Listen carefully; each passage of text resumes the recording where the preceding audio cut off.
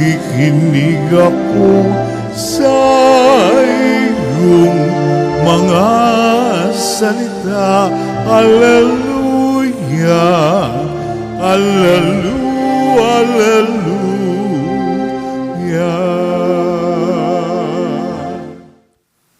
Sumainyo ang Panginoon. At sumaiyo rin. Ang mabuting balita ng Panginoon ayon kay San Mateo. Papuri sa iyo, Panginoon.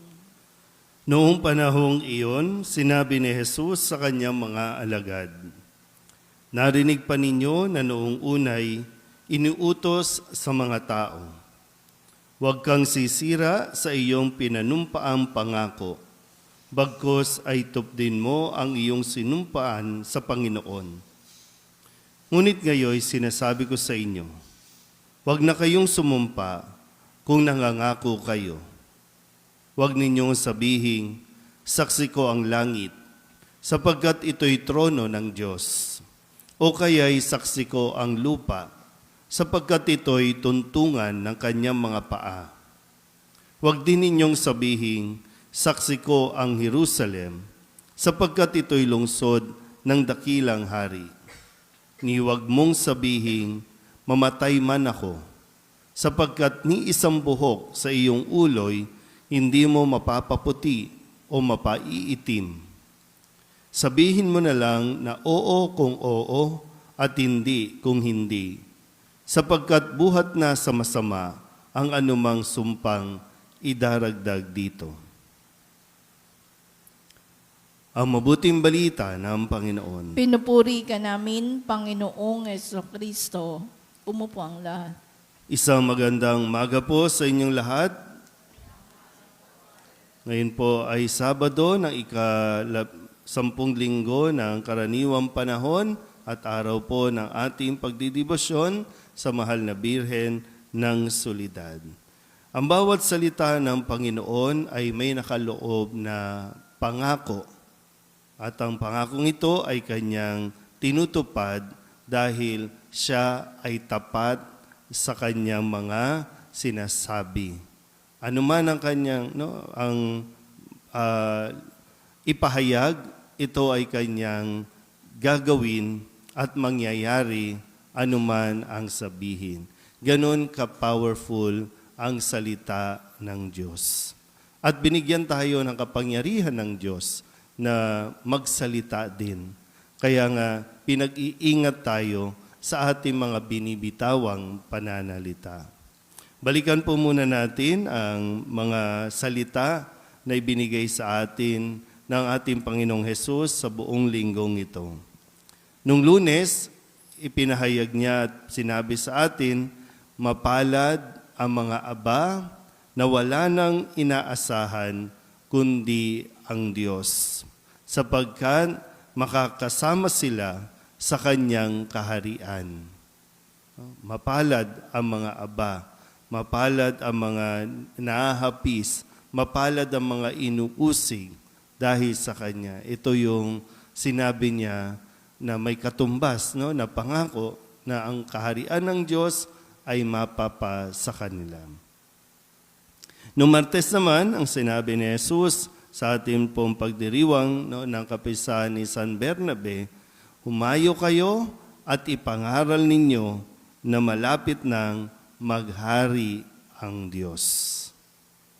Yung ating pong misyon ay ipahayag ang nanalapit na paghahari ng Diyos. Noong Miyerkules naman, ang sabi sa atin, ngunit ang gumaganap ng kautusan at nagtuturo na tuparin iyon ay ibibilang na dakila sa kaharian ng Diyos. Yung pangako ulit na ibibilang sa kaharian ng Diyos.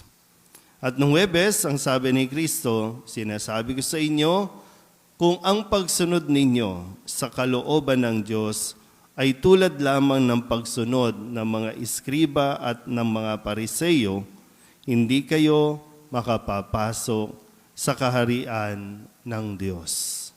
Kaya nga, hindi tayo pwedeng simba lang ng simba tumatanda tayong lahat nang hindi natin lubusang nauunawaan kung ano ang mga kautusan na ibinigay ng Diyos sa atin.